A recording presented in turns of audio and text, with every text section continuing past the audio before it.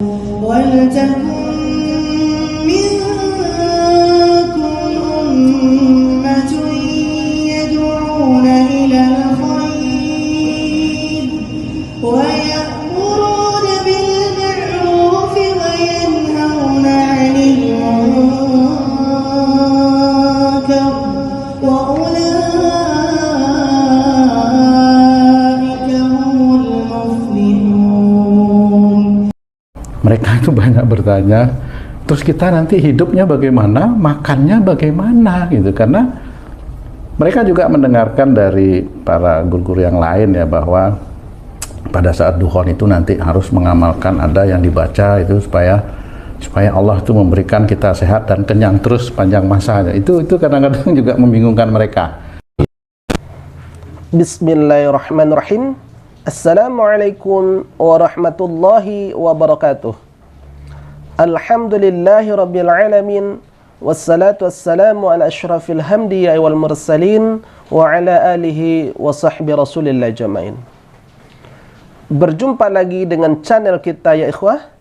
Pada hari ini kita akan mencoba kembali membuat sebuah video reaksi berkenaan dengan konsep yang ditawarkan oleh Ustaz Danu dalam menyikapi dukhon. Di dalam video yang telah kita tampilkan di awal YouTube ini, bahwasanya ada sebuah pertanyaan netizen tentang bagaimanakah kelak caranya kita menghadapi dukhon, ya, berkenaan bagaimana cara kita nanti akan mendapatkan makanan ketika terjadinya kelaparan, akan terjadi kekeringan ketika dukhon melanda bumi ini. Yuk kita simak penjelasan dari Ustadz Danu berikut ini. Logika aja lah ya. Caranya bagaimana? Ya coba kalau memang sudah deket-deket ya punyalah lahan kan gitu ya. Punya lahan yang bisa diairi, siapkan bibit tanaman, pangan, kemudian siapkan hewan ternak. Tapi kalau hewan ternak itu nanti dimatikan oleh Allah Ta'ala, iya, tapi kan ya berdoa mudah-mudahan tidak dimatikan. Amin. Ikhwah fiddin rahimakumullah, menurut Ustadz Danu, langkah yang kita tempuh ketika akan terjadinya dukhon itu adalah dengan memiliki lahan, kemudian lahan tersebut nantinya ditanami dengan bibit tanaman, kemudian memiliki binatang ternak. Inilah konsep yang beliau tawarkan untuk menghadapi dukhon. Ikhwah fillah rahimakumullah, satu hal yang perlu kita ketahui bahwasanya kapan terjadinya dukhon itu tidak ada satupun manusia yang bisa menentukan kapan terjadinya. Jadi kita tidak bisa mempersiapkan seperti hal itu. Tidak semerta-merta kemudian kita menanam. Sesungguhnya terjadinya dukhon itu adalah rahasia dari Allah Subhanahu wa Ta'ala, sama halnya kapan kita akan mati. Ini sebuah hal yang dirahasiakan oleh Allah Subhanahu wa Ta'ala. Ikhwah fiddin rahimakumullah, beranjak dari firman Allah Subhanahu wa Ta'ala dalam surah Ad-Dukhan ayat 10 sampai 11, Allah berfirman, A'udzu billahi minasyaitonir rajim. Bismillahirrahmanirrahim. Fartakib yauma ta'tis sama'u bidukhanin mubin yaghshan nas hadza 'adzabun alim. Tunggulah di hari mana langit membawa kabut yang tebal, kabut yang menyata, yang menyelimuti seluruh manusia. Inilah azab yang pedih, kata Allah Subhanahu wa Ta'ala.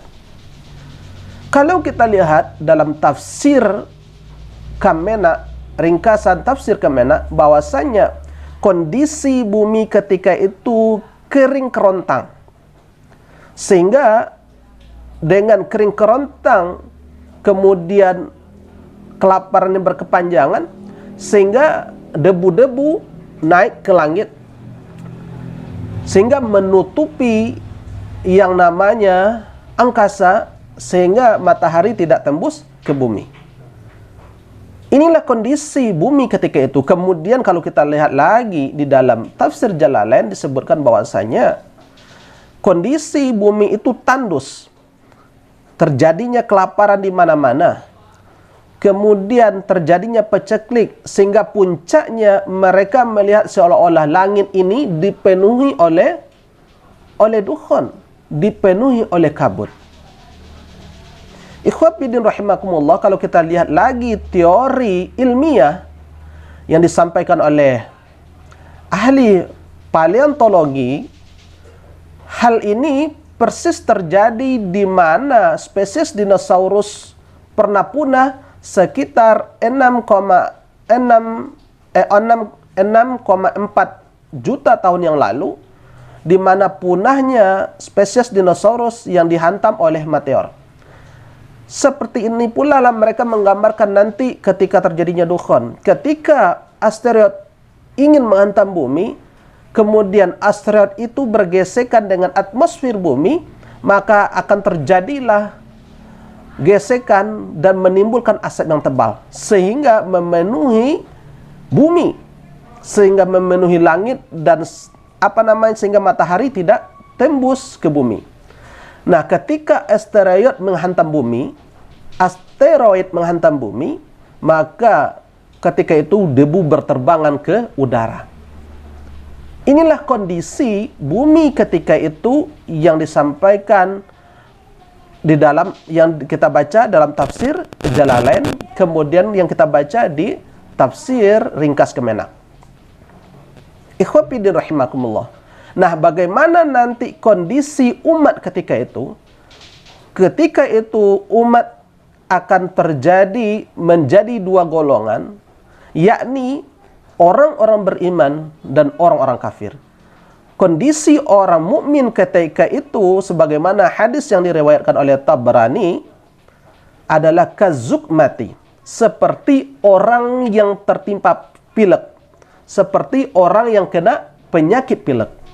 Sementara kondisi orang kafir ketika itu, fayantafihu hatta yakhruja kulli masma'in minhu.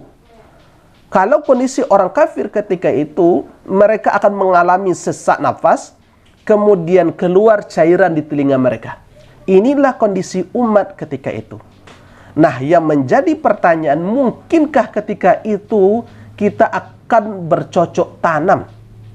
Padahal sudah jelas di sini dikatakan dalam tafsirnya, bumi ini kering kerontang, kelaparan terjadi di mana-mana. Mungkinkah ketika itu kita akan bercocok tanam? Tentunya tidak ya ikhwah.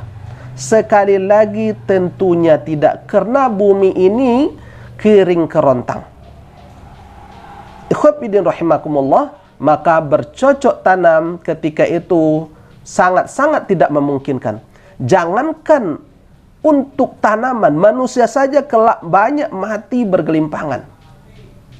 Sebagai bandingan, ketika terjadinya kebakaran di Riau ketika itu, jarak pandang ketika itu sampai 1 meter atau 2 meter karena kabut menyelimuti udara. Banyak ketika itu orang mengalami ispa dan banyak juga meninggal. Itu baru kebakaran hutan. Bagaimana kelak itu betul-betul Allah datangkan dukhan dari langit sehingga bumi ini menjadi gelap. Memang mau makan, ya harus pakai makanan biasa. Sunatullah tetap harus kita kerjakan. Makan yang benar-benar ya ada makanan. Jangan terus baca ini terus nggak lapar, kenyang 40 hari atau jangan ngomongin itu dulu, kerjain dulu kan gitu ya. Kerjain dulu 40 hari tidak makan dengan seperti itu, doa seperti itu. Coba kerjain dulu. Latihan gitu ya Pak. Iya. Ketika terjadinya dukhan, bagaimanakah caranya umat ini bisa bertahan? Bagaimanakah kita bisa makan dan minum ketika terjadi dukhan? Ikhwah fillah rahimakumullah, hal ini pernah Rasulullah ditanya oleh Asma binti Yazid al-Ansariyah, bahwa beliau bertanya kepada Rasulullah ketika terjadinya dukhan, apa yang menjadi makan dan minum umat Islam ketika itu ya Rasulullah? Rasulullah menjawab, yajazihim ma yajazi ahlas sama. Allah mencukupkan makanan kepada mereka seperti Allah mencukupkan kepada penduduk langit, yakni malaikat. Hadis ini diriwayatkan oleh Imam Ahmad, hadis 26.298. Kemudian Rasulullah menjawab ketika itu. Kemudian Asma bertanya kepada Rasulullah, bukankah malaikat itu tidak makan dan tidak minum ya Rasulullah? Kemudian dijawab oleh Rasulullah, iya, sesungguhnya malaikat bertasbih dan mensucikan Allah. Itulah makanan kaum muslimin nanti, yakni bertasbih dan takdis. Dalam kitab Adabul Mufrad Sahih Bukhari dikatakan juga bahwasanya tidak akan terjadi kiamat sehingga seorang tetangga mendatangi tetangganya, kemudian untuk mendapatkan sepotong roti ia rela untuk membunuh saudaranya. Hadis riwayat Imam Ahmad. Artinya di sini bahwa terjadi kelaparan ketika itu sehingga seorang tega membunuh tetangganya demi mendapatkan sepotong roti. Kemudian sahabat bertanya, bagaimanakah nanti cara makan kita di sana ya Rasulullah? Rasulullah menjawab, makanan ketika itu adalah tasbih kepada Allah Subhanahu wa taala, sebagaimana yang pernah dilakukan oleh Nabi Yunus alaihissalam. Ketika Nabi Yunus berada dalam perut ikan, kondisinya persis seperti kegelapan yang terjadi di masa Dukhon. Ada 3 kegelapan yang dilalui oleh Nabi Yunus alaihissalam ketika berada dalam perut ikan. Yang pertama adalah gelapnya perut ikan itu sendiri, kemudian kegelapan, gelapnya malam, kemudian yang ketiga adalah karena gelapnya samudra yang begitu luas. Jadi ada 3 kegelapan yang dilalui oleh Nabi Yunus alaihissalam. Apa yang dilakukan oleh Nabi Yunus ketika itu? Sementara ia berada di dalam perut ikan, tidak mungkin makan dalam perut ikan, tidak mendapatkan cahaya matahari, kondisinya pengap, kurang oksigen, kurang udara. Apa yang dilakukan oleh Nabi Yunus ketika itu? Yang dilakukan oleh Nabi Yunus ketika itu berdasarkan surah Al-Anbiya ya, ayat 87 sampai 88, Allah mengatakan, fanada fi dhulumat alla ilaha illa anta subhanaka inni kuntu minal zalimin. Maka Nabi Yunus bermunajat, menyeru di dalam kegelapan dengan ucapan la ilaha illa anta subhanaka inni kuntu minal zalimin. Kemudian Allah jawab pada ayat berikutnya, fastajabna lahu fanajjainahu minal ghammi wa kadzalika nunjil mu'minin. Kami jawab doanya Nabi Yunus alaihissalam, kemudian kami selamatkan ia dari kedukaan. Demikianlah cara Allah menolong orang-orang yang beriman. Ada sebuah kata kunci di sana, wa kadzalika nunjil mu'minin. Seperti itulah kami menolong orang-orang beriman. Artinya kesusahan, kesulitan apa yang dialami oleh Nabi Yunus alaihissalam mungkin saja, bisa saja terjadi di masa yang akan datang. Nah, zikir inilah yang dipergunakan, tasbih inilah nanti yang akan dipergunakan oleh kaum muslimin ketika terjadi dukhon sebagai ganti dari makanan dan minuman mereka, sehingga Allah memberikan rasa kenyang, tidak merasakan kelaparan ketika itu. Ikhwatiddin rahimakumullah.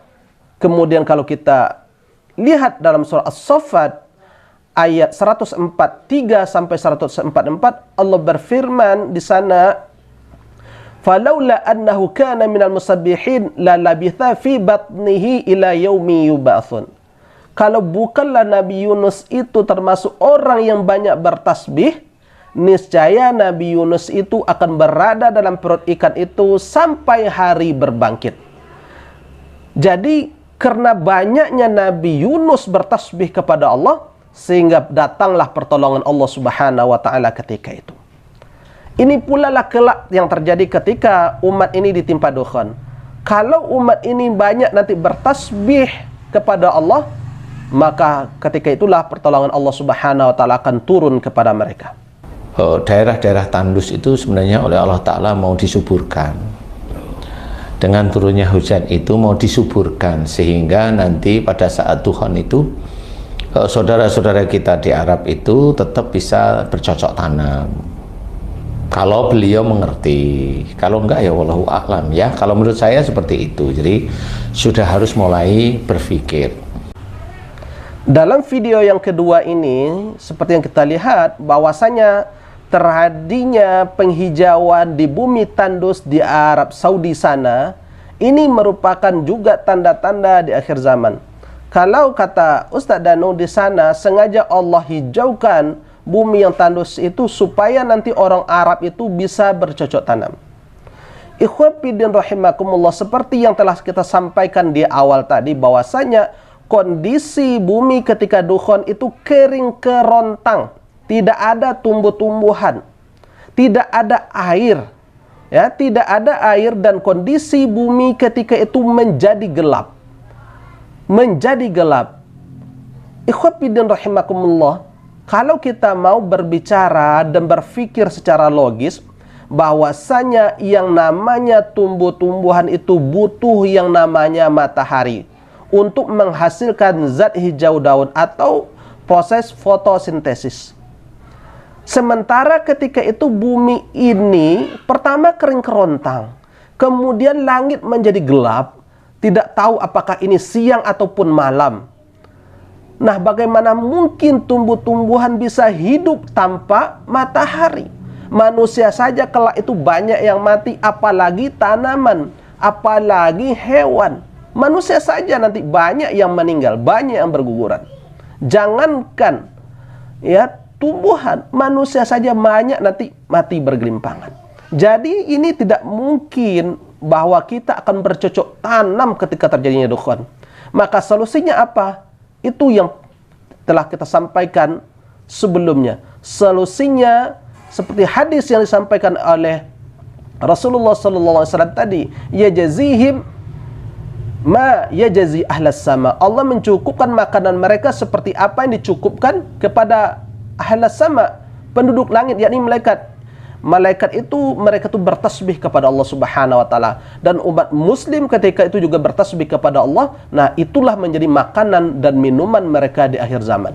Itulah nanti yang akan menjadi makanan dan minuman mereka ketika terjadinya kekeringan, ketika dukhon dan dajjal muncul. Ikhwatiddin rahimakumullah, inilah barangkali yang bisa kita sampaikan. Mudah-mudahan penyampaian ini bisa menambah sedikit wawasan ataupun sedikit pengetahuan kita tentang bagaimana nanti kita menghadapi dukhon. Ikhwatiddin rahimakumullah, barangkali ini yang bisa kita sampaikan. Mudah-mudahan ini bermanfaat bagi kita bersama. Subhanakallahumma wa bihamdika asyhadu an la ilaha illa anta astaghfiruka wa atubu ilaih. Wabillahi taufiq wal hidayah. Assalamualaikum warahmatullahi wabarakatuh. Alhamdulillahi rabbil alamin.